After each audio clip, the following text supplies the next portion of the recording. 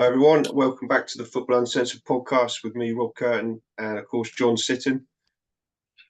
A little bit to talk about. We've only been away a fortnight, but there's been a fair bit of news on and off the pitch. We'll probably start with our bread and butter, which is the league. We'll come on that in a minute. John, how have you been?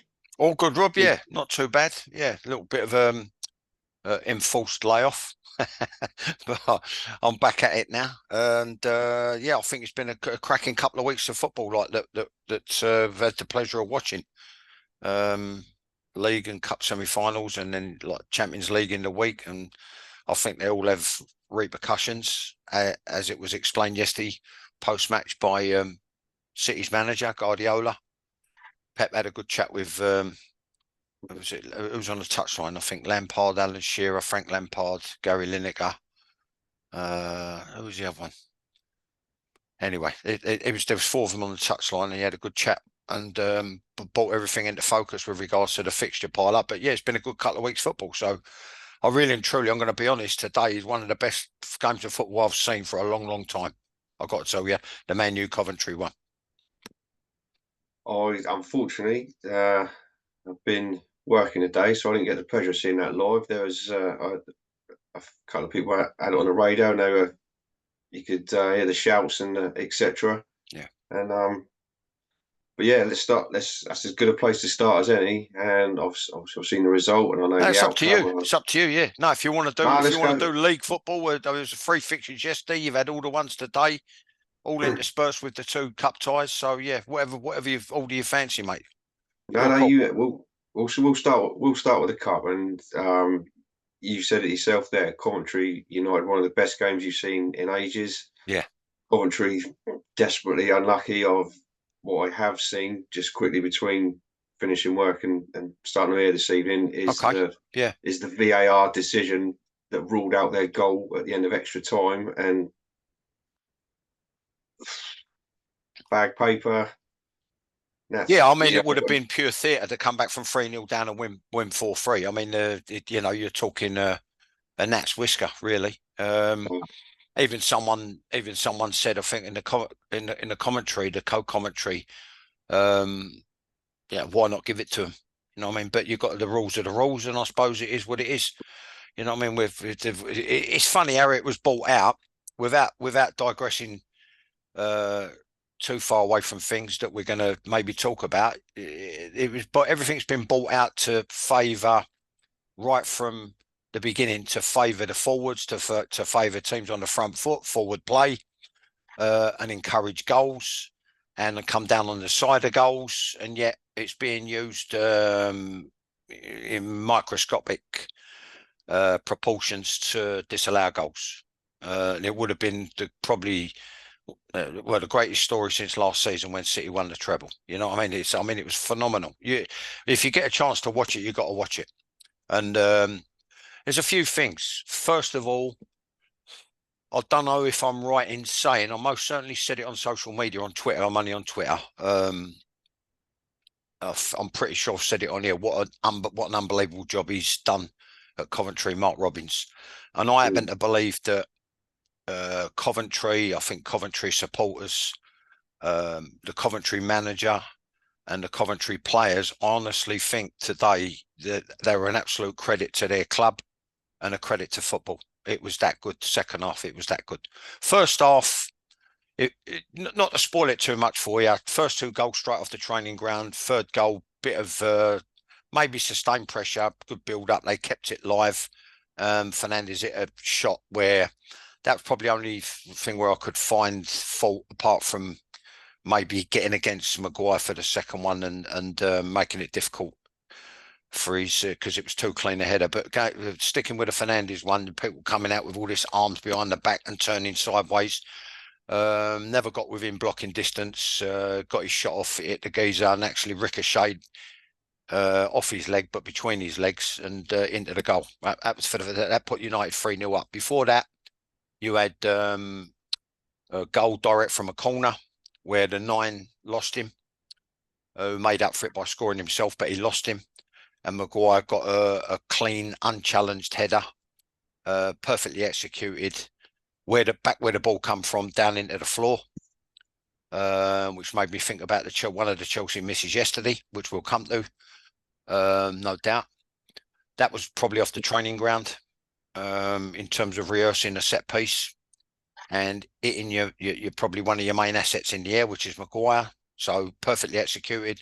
The one before that, again off the training ground, it would be part of the composite of a crossing and finishing drill, where you'd keep the ball moving in terms of where it's all marked out, maybe around the edge of the box, and you're coaching the movement across the area to hit the cross into, and basically the movement of the players in the box. On this occasion, I think it was McTominay dropped slightly deep, got the ball on the half turn, completed the turn, punched it wide. Then you had the movement, not too much pressure on the ball, that weren't very good. Coventry chalk and cheese second half. When I look at the three in particular, when I look at the number 3 for them. But anyway, never got out there, and the ball was faded in behind the retreating defenders, and McTominay's basically side foot from about 4 yards. So that would have been sort of basic movements you'd coach schoolboys off of the training field and rehearse it as pros. 3-0 up at half time, and then I'll tell you what, I was really impressed with what Ian Wright said at half time, because it's something that I might have said myself, in terms of, like, although it didn't come across like it in documentaries, etc., where you try and get into the psyche of the players and you try and encourage them to think all is not lost. And he said that they might go into their shell and it would get worse, or they've got to come out, and there's sort of, paraphrasing, obviously, nothing to lose, and they'll go, hey, let's have a go here. And that's exactly what they did. And I'm going to tell you, it's some of the most, whatever flight, whatever division you want to talk about, for me, the way football should be played, and the way it should be the way you should defend, and the way you should try and attack, and all the things that United never had in terms of leaders, which I fully concur with Roy Keane at the end of 90 minutes, when they had a break. They'd done a split screen with him, and he's going on about what was lacking. He honestly thought, I would imagine, at half time that United would be out of sight and Coventry would get hammered. And he's saying that they're a championship side, which I think it proves second half the gulf with regards to comparing it to Man United is not that big. I've spoke very highly of Mark Robbins in previous podcasts. Conversely, in previous podcasts, I've also made not detrimental, just like honest observations and criticisms of Man United, and I think it was highlighted today. And I think he was shocked when they were doing the changeover for extra time, the fact that they never put a championship side to bed. And he said what I've been saying for over a year, whereby, and also the other guest, a female guest, is it Carney? And Miss Carney, Karen Carney? Right. She said they're like what I've said before, and Keane said what I said before. No leaders, no direction, no discipline. And then what she said that was Roy. And then she said that it was like a team of individuals who can maybe step up to the plate once in a blue moon and, make something happen or score a goal, rather than be a team together. And it lacked everything: shape, solidity, discipline, leadership, drive, all sorts. And Coventry, going back very quickly to what I was saying about them, they defended magnificently. They kept their shape. They kept their discipline. They basically done what they maybe should have done in the first half. They set the tempo, which I always said as a coach, right from the first whistle. If you're going to impose yourself, impose your will, impose your game plan, impose your ability and your assets, it's got to be you that dictates the tempo from the off. They dictated the tempo, and it was some of the most magnificent 1 and 2 touch football I've seen in a long, long time, really. And they pulled it back to 3-3. And then you had the disallowed goal in the last minute of extra time. That was a bit of a damn squib extra time, to be fair. It was a bit of a stalemate. And it was a case of who wanted it most. And then they, even though there was, I think both teams hit the bar during the course of the 90 minutes or the extra time. It's gone out of my head already. But anyway, they had that goal and it was unfortunately disallowed and lost on the penalties. And not that it'll feel any better about it. I've done exactly the same myself in a cup tie against Colchester. He'd done everything right. I wasn't happy with his run up. I'm going to be honest. The guy that missed the one, and in the end they got beat. They missed two, and they got beat the 4-2 because there was no way weren't worth taking the last penalty because they were still would have been behind. I said to my son-in-law who was sitting here, came with me, my eldest and the two grandkids. I said I don't like this run up, and he's gone up and sort of opened his body, sent the keeper the wrong way. Yeah, it's opened his body and sort of disguise, and then come back on the other side. And what I did against Colchester was sent the goalkeeper the wrong way and hit the bar. What did he do? Put it over? Did he? I didn't put it over, but nevertheless, it was still just as still embarrassing. But they'll be gutted. They'll be gutted. But I thought today they were really a credit to the championship, a credit to football, a credit to their club, and the supporters were fanatical. I thought all four clubs brought something to the table yesterday and today. And all the supporters have been magnificent and created unbelievable atmospheres. Yeah, yeah. So got to commend all four sets of supporters on that one. Well, we'll probably, once we've spoken a bit about Chelsea versus Man City, I'm sure we'll touch on decision that's been made off the field about the FA Cup this week if we've got time. I'd certainly like to. I'm sure everyone would certainly like to hear your thoughts on it. But yeah, what you said, the pundits said about United today, from what I've watched of United this season, I'd find it pretty much impossible to disagree. Yeah, I think, like you say, we've documented it. I think we both said it on here over previous episodes. Yeah, identity and leadership are two massive things that Man United have lacked all season, arguably for a couple of seasons, and almost got embarrassed by it today. Yeah, I just think the five managers they've had since Sir Alex Ferguson, they haven't come anywhere near identifying. Jose's different. He don't care. He ain't going to identify the United way. He's basically going to go in. He's got a tried and trusted formula. Even he went as far as winning the Europa League and getting them to a respectable. Well, I think they were second actually when he was there, and it was very respectable. Whereas the others. It was an early call, and it still might be the case. I said to me son-in-law sitting, I said, listen, what I'm going to say. If Coventry win this in extra time, which they nearly did, he's a dead man walking, which I think he has been for a long time. I just don't think he's got all the managers since Sir Alex Ferguson just haven't had the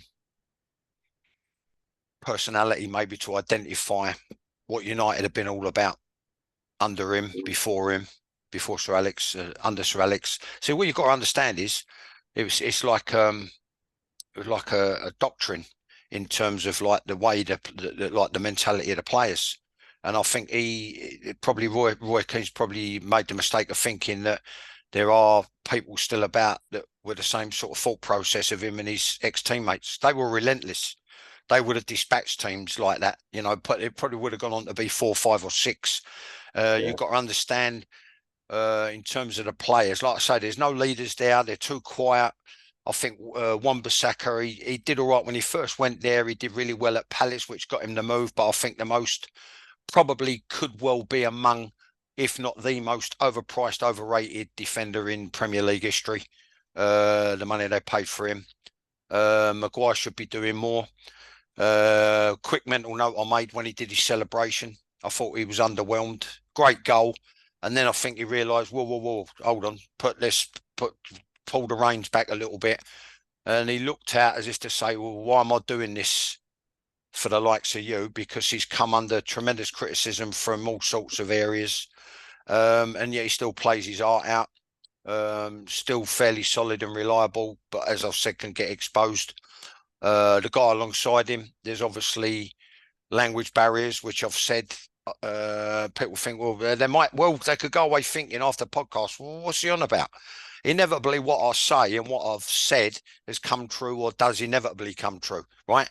The job's hard enough without giving yourself a language barrier problem where you've got like 6, 7, 8 different nationalities. And it's not only difficult for you as a manager or a coach, trying to convey the message, but it's also difficult for different teammates. You've got Portuguese, you've got Spanish, you've got Argentinian, you understand what I mean? You've got French, you know what I mean? So they're at the back, they don't know if they're coming or going. They don't know if they're having a shower shave or shoe shine, you know what I mean? And he does his best, Maguire. The goalkeeper got him out of jail, I believe. Cute. That comes from his experience, probably international in Italy. Took the yellow card, took one for the team, pulled his socks up, rolled them over at the top, done his tie up, then rolled it over at the top, then done the other sock, pulled his sock up, rolled it over at the top, done the tie up, rolled it over at the top, went behind the goal, took a drink of water. He was taking absolute eternity because Coventry were really and truly, when you see it, you'll see what I mean, were really turning the screw. And he tried to kill the game flat and then go long and bed it in their half, right? But what they did beautifully, because they were at the back, I thought Coventry were magnificent, kept their shape and discipline. You know what I liked about them? I like bold managers. And what I liked about Coventry's shape, right? They kept two players high and wide, and they kept a player up the middle who stayed up the middle, right?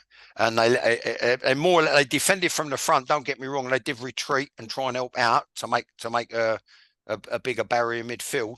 But they more or less said, you know what, let the 8 behind us deal with it. And they kept United pinned back. Wan-Bissaka, you'll see, he played on the left, which he hasn't been great shakes playing on the right. And I think a decision should have been made a couple of years ago to either move him on or take him to one side and say, look, see, the thing is, here's your problem with fullback. Fundamentally, I'm telling you as an ex-pro, and don't matter how you go, you can go even to international level. As a fullback, you haven't got a massive amount to think about and a massive amount of responsibility. You've only got to be on the ball with, but it's like any position really. There's like some positions, there's a criteria of 6 or 7 things. As a fullback, there's probably four things, or maybe 5, right? Well, he couldn't handle it, and so I don't know what they think they're going to do with him playing on the left. The decision should have been made, I think, to either move him on because he's not Man United quality. What I mean by that is, looking back and tying in with the Roy Keane era, the Sir Alex era, from back to front, they haven't got particularly solid, reliable defenders. They haven't got leaders, and you can reel the names off, one of which I saw an interview the other night, who was an ex-teammate of mine at Gillingham, Steve Bruce. Leaders who are very, very combative, massive ability, a driving force in midfield, like your Robsons and your Keanes and your Scholeses. And then up front, just class act. On the right, Beckham. On the left, Giggs. On the left again, maybe Ronaldo. Up front, look at the centre forward now. Compare him to Rooney. Compare him to Tevez. Compare him to Cantona and Hughes. People like this. He's out of his depth. He's out of his depth. He's a trier. He's very physical. He run all day for you. And God loves a trier. And he's certainly been rewarded in that regard because I just don't think he's got the class. And especially when you reel off the names from the not too distant past. Yeah. And they made a meal of it. And they're lucky to get through. Well, I said to my son-in-law, he loses this.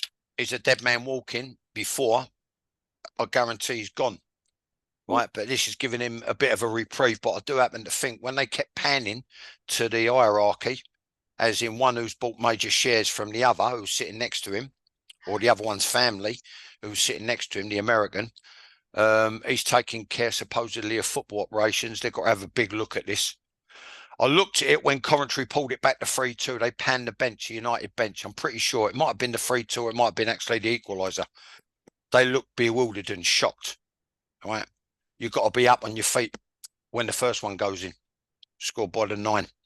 You've got to be up on your feet, changing things straight away, which someone scratched the surface of on an interview with Simon Jordan talking about the England situation. I fully concur. You've got to be proactive rather than reactive. But when the second, I think it might have even been the equaliser, like I say, they were in the land of the bewildered, didn't know what to do, just sat there staring ahead. No one said anything to each other. No stewards' inquiry about how the goals were scored, nothing. And some very, very lucky boys in this wonderful game we love.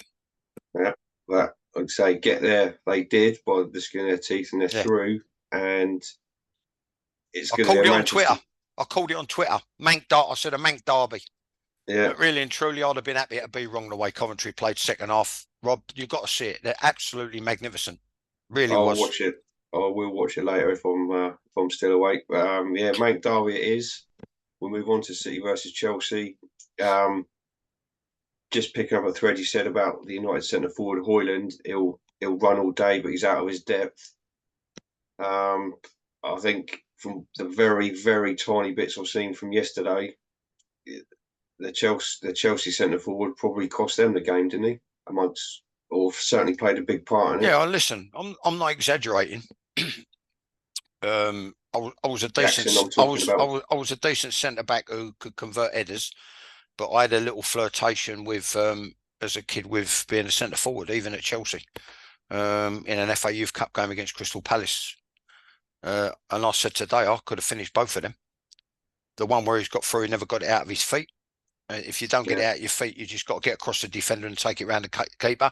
Or everything you do, the decision's got to be made early. And when you're coaching, it's more or less a one-on-one. All right, okay, you've got a recovering defender breathing down his down his neck, just over his left shoulder, right? But as a coaching point, it's actually a good little session you can do, and it's very enjoyable for players. Finishing when 1v1 versus the goalkeeper, and one of the key factors in it is make a decision and stick to it. Okay, Bit like a penalty. and he didn't. He's just lacking so much belief, so much confidence. Then the header, double basic. You know what I mean? Again, what you do, you talk about getting if you're coaching crossing and finishing, the finishing part, getting a good surface to the ball. All right. So on this occasion, it's his head, and then the blueprint header was Maguire's one today. You know, back where it come from. Better still, not only back where it come from, but down into the grass. And I said to someone on Twitter, I could have finished them. And I thought it's a shocking indictment for that standard supposed style. Said this is what I said for that supposed standard of football. Yeah, and apart from that, I thought they got the tactics wrong, which we might come to in the second part. And the approach play, and in terms of what City had gone through in the week. I thought they could have done. Chelsea could have been a lot more proactive and got hold of it by the scruff of the neck. In the end, City got what they deserved. I think they showed magnificent, unbelievable character for winning, appetite for winning, desire for winning, and hung on to clinch it. And it was nice, really. Bit of poetic justice. I just thought he was an idiot when he done it. Silva got the winner after missing the penalty in the week. When you got that much technical ability, right? When you got that much technical ability and you can hit a ball, you can place a ball wherever you want it, and you can do it and hit it nice and crisply, right? Sort your run out up and punch it in the corner well out of the reach of the goalkeeper. Why you try to look cool and calm or cool and smug or cool and Luke too cool for school and do the Panenka, I ain't got no idea whatsoever why they try these things. You know what I mean? But maybe a bit of poetic justice yesterday in terms of he evened it up and got the winner and basically showed his true grit and character. Yeah. He's a class player. More often, or a lot of the time, A match winner. Season after season, you always hear you never miss a season without Pep probably 2 or 3 times extolling the virtues of Bernardo Silva. Yeah. And bigging him up, despite the fact that he's probably, he's one of the lesser headline grabbers of the side. But you always, without fail, you hear Pep praising him to the hill. Yeah. And you can see why, apart from his penalty in midweek, which was a strange decision, as you say. But that incident alone, to keep stum and keep his mouth shut, probably would have kept it between him and his staff.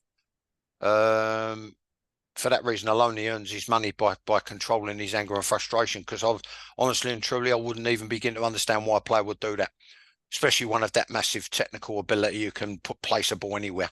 He can probably hit he can pick a square in the net and hit it. And why they don't punch it in the corner, find the corner out of the reach of the goalkeeper. Even the top corner, he could probably do that as well. Why they go for this thing to try and look cool, I don't know. I don't get it. In actual fact, they'll go as far as saying it's very, very unprofessional and self-indulgent. And lower down, we're talking the biggest prize in Europe. Okay, second only to the World Cup. The biggest prize in Europe. And why you would just do that to try and look cool, I ain't got a clue. That's just me. I suppose Chelsea, from the small snippets I've seen so far, it looked and sounded to me a similar story to the League Cup final against Liverpool when they got beat. They had a lot of chances, a fair amount of the play, but just no knockout punch, and couldn't. Well, I think they're in the same side that outlasted them. No, Rob, you're right. They're in the same situation as United. But the difference is they've spent probably £500 million more, which makes the situation even worse. I think they've got no real identity. They're susceptible to conceding a goal.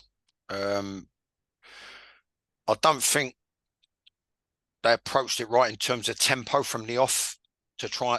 All right, Pep made 4 changes, but you could still try and force the tempo and tire the other players that have been involved in extra time and penalties during the week against Real Madrid, right? Yeah. So in the end, you could get to 70, 75 minutes, and he's got to disturb things. Your opposition manager disturb things, right, to try and hang on, because you've taken the game by the scruff of the neck right from the first minute. That's the first thing, right? So they never forced the tempo. Secondly, I thought the shape was wrong. It's only my personal opinion, but my personal opinion I could quantify it with by showing you on the both attacking and defending on a training field. I could show you with salt and pepper pots. I could show you with a flip chart with one of these pens, marker pens. I could show you with the counters on a board, on a coach's board. The only way is, in my opinion, really where you can get at City and give yourself a chance is actually a little bit to do with the way Coventry played, where they kept 3 players up and they kept 2 players high and wide, right? You've got to give their centre-backs something to think about, because they commit full-backs forward, City do. So you've got to give them something to think about, whereby you're pulling them out the middle. If they don't want to be pulled out the middle, they've got to call the full-back in, okay? That's the first thing. Second thing is, the third thing, formations. I think 5-diamond 1 or 5-2-3. Right, so you can play with the movement and coach the movement in terms of your shape defensively and your shape going forward, and the fullbacks can either play high and wide to support those that have got the fullbacks or centre backs pinned back, because you're playing 3 up front, high and wide, and 1 up in the middle, right? And also they can do the thing with regards to the inverted fullback malarkey, which is it's a doddle to coach, easy to coach. This is one of the things I was impressed with about Coventry, right? When they were defending, they got numbers around the ball. If you look at it, when you watch it, make a note of this, right? Someone pressed the ball, and then they was like, mark, mark, mark, mark, and then someone marking space, killing the space, right? So the reason I cite those formations is, if it's coached correctly, you've got people around the ball, right? But you've also got a couple of get-out balls. Because the opposition is going to be pulled in towards the ball. And if it looks like you're going to get ganged up on and lose it, what we used to say, ganged up on, all right, now they call it an overload. But if you get ganged up on, you've got the thing that Coventry did today, where they bump, and then out the other side, which they did really, really well. And you'll see they restricted themselves with great discipline to 1 and 2 touches and kept the ball moving quickly. And that's where I think Chelsea basically let themselves down a little bit, you know what I mean, in terms of tactical adaptability, tactical nous, and getting City further up the field. Said on the interview, I've said it, maybe someone watched my interview and repeated it on YouTube, with Simon Jordan. The City's best defenders are the front 6. Well, it's actually the front, it's actually more the front 5. If you look at it, they've always got 5 round the ball. Because inevitably they'll have a couple out of it, plus the keeper, and then players screening. But I'm not going to argue the toss over one player. It normally is 5 or 6. And he said, the person concerned remarked and said, City's best defenders are the front 6. Well, you've got to bypass that, and you've got to get them pushed back. And I don't think Chelsea did that enough, if at all. Well, yeah, clearly not with the result, and like I said, the missed chances, another missed opportunity for Pochettino to get a bit of divert a bit of flag. But we shall see. You said the other day, I think, after City got knocked out by Madrid in the Champions League, you fancy them to go on and win this before the semi-final, FA Cup semi-final. I will stress to everyone. You said you then fancy City to go on and win the league and the FA Cup double, and Yeah, which is into shooting the me. I final. shot myself in the foot a little bit because I said that in August I think the nearest challengers will be Liverpool. Although Arsenal went top last night after beating Wolves away. Very competent professional performance. I just think they had too much in their locker for Wolves. Yeah, but I probably I'm sure obviously I'm shooting myself in the foot because I did predict Liverpool.